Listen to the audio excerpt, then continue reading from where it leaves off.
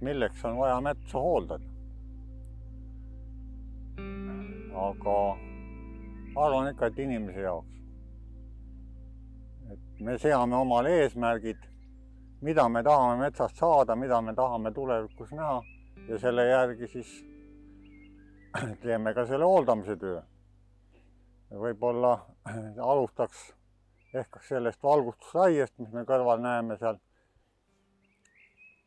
See on kuskil 5 aastat peale lageraiet on uuendatud, istutatud kuuske ja mändi sinna ja praegu on sealt käsimees on võsa lasknud ära vähemaks, et lehtpuu ei lämmataks okaspuid ära. Ja nüüd edasi minnes siin on juhtunud selline lugu.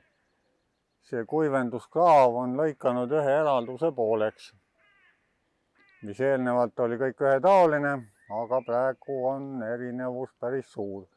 Siit minust vasakul käel on tehtud nii-öelda etteraie käsitsi võsasaega. Ja nagu näha võib, on see päris tihe. Üldjuhul tehakse ka seda, võetakse rohkem käsitsi välja, aga see materjal kõik jääb sinna sama selle maha kõdunema. No võiks jah öelda, et äkki on meil väetist vaja seda kõdu sinna, aga kui me siit kraavikaldast vaatame, siis on see mullakiht päris paks ja siin selle väetisega probleemi ei ole ja kasvukoht on ka selline, mis kasvatab lehtpuud ja nagu näha ka sangleppa päris hästi. Aga siin teisel pool on tehtud seesama käsitöö võsasaega ja peale seda on läbi käidud miniharvesteriga. Ja siit on materjal kõik kokku veetud, saetud materjal, siit tuli välja kusagil 45 tihu hektari kohta. Kulud kattis ära see välja raiutud materjal. Teistpidi oleks see läinud maaomanikule, metsaomanikule maksma kuskil 400 kuni 500 eurot hektari kohta tööraha. Aga ta kulutas siia ainult 100 eurot etteraiele. Et juba see võiks olla üks argument, miks kasutada näiteks minimasinat. Ja kui nüüd edasi minna sellega, siis siin järgmise töö võib teha ka veel minimasinaga. Kuid 10 aasta pärast näiteks, kui pidada arvendusraie vaheks 10 aastat, siis võime tulla siia ka suurema masinaga. Minimasin on see 2,5 tonnine usevuud, mida mina olen propageerinud. Tere! Mina olen siis Tõnu, Usevuud Eesti juhatuse liige ja ehitame siin Kikeveres masinaid nüüd.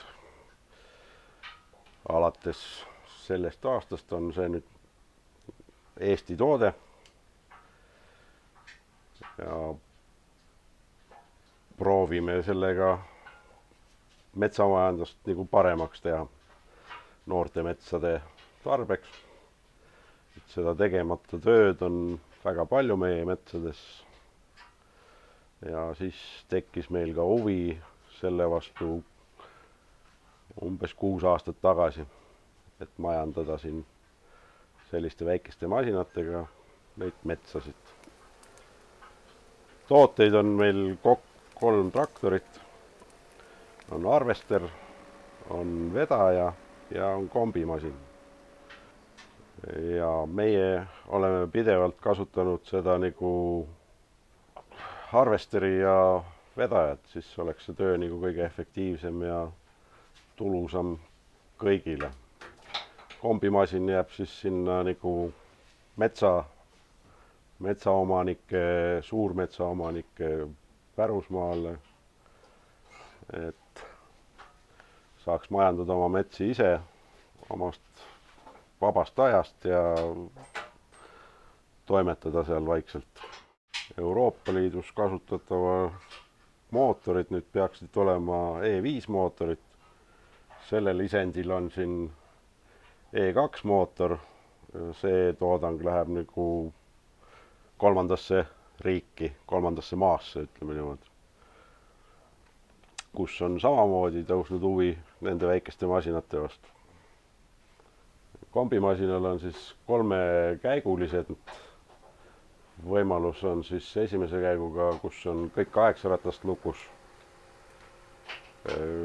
Teise käiguga on esimese paar rattaid lukus ja kolmas on nagu transportkäik, millega saab siis tee peal ennast kiiremini kuskil edasi viia. Kiirus on tal ligi lähedalt 12 kilomeetrit tunnis kolmanda käiguga.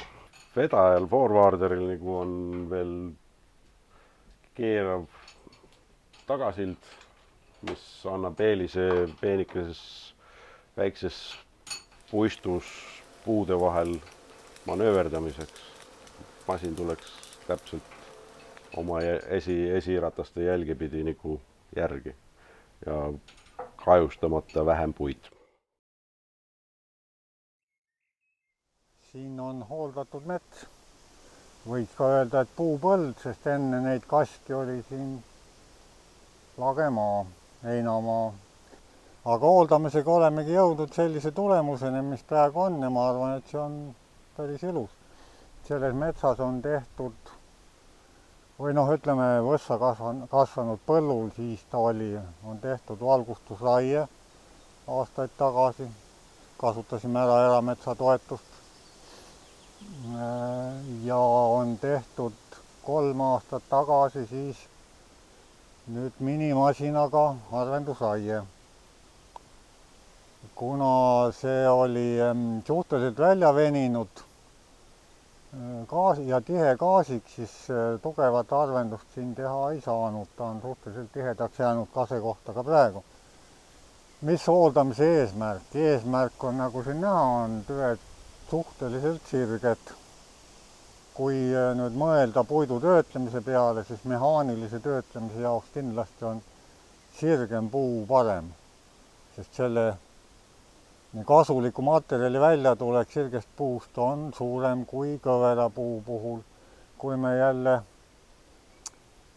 hooldamise eesmärgiks ja puidu kasutuse eesmärgiks seame lihtsalt keemilist töötlemist, võib-olla siis ei olegi sellist hooldamist päriselt vaja, et ka kõverpuu annab selle mahu välja, mis sirge tüvi, kuid teistpidi jälle, kui me oleks selle hooldamata jätnud, selle puistu, siis oleks siin palju peenikesi tüvesid. Ja igal juhul on seal puidu osakaal lõpptulemusena ikkagi väiksem. Koort on jälle rohkem, peenikesed puud kokku annavad.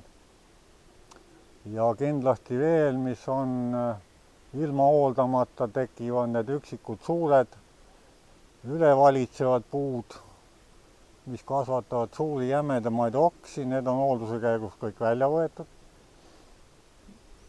Ja selliselt me saame selle tulevikupuu, mida meil on niisamagi lihtsalt ilus vaadata. Teistpidi jälle ilma majanduseta ei ole meil ka looduskaitset ega tantsu ega laulupidu. Et siit me saame tulevikus saagida ka igasugust tarbematerjali. Ja teistpidi veel edasi minnes, kuna see töö on siin tehtud minimasinatega saetud ja kokku veetud, ei ole siin kokkuveoteid praegu sees, rohkem kui see üks peatee. Ja on õnnestunud säilitada, või tähendab, minimasinaga on võimalik säilitada seda kuuse järelkasvu rohkem kui näiteks samasuguses metsas suurema masinaga töötades. Ja ka see annab meile võimaluse kasvatada siin kase all välja see kuusk ja minna ka sujuvalt üle näiteks kuusemetsale, kui meil on tahtmist ja soovi niimoodi mitme käiguga siin seda hooldustööd teha. Ja mis nüüd elurikkusesse puutub, siin metsa all, kui me siia ruumi ja valgust tegime, kasvab igasuguseid erinevaid taimi. Tavaliselt need niidutaimed isegi, mis on eelnevalt siin talu heinamaal, karjamaal kasvanud, ka neid leiab siit. Ja eks see pinnase tallamine ongi selline, see on väga erinev, meie pinnased on muutlikud, kui on ilus kuiv liivamaa, seal on väga lihtne asju ajada. Aga siin ümbruskonnas on iga 100 meetri tagant või isegi kiiremini see pinnas muutub ja tuleb lähenedele uutmoodi. Selle kohta kuulsin, Rootsis oli neil eraldi uuring tehtud selle pinnase kohta ja see kaardikiht on metsavarujatel lausa kättesaadav oli, et nad eraduste viisi said planeerida oma materjali kokkuvedu selle mikroreljeefi järgi lausa. Et võib-olla jõuame ka meie üsna varsti selle tulemuseni.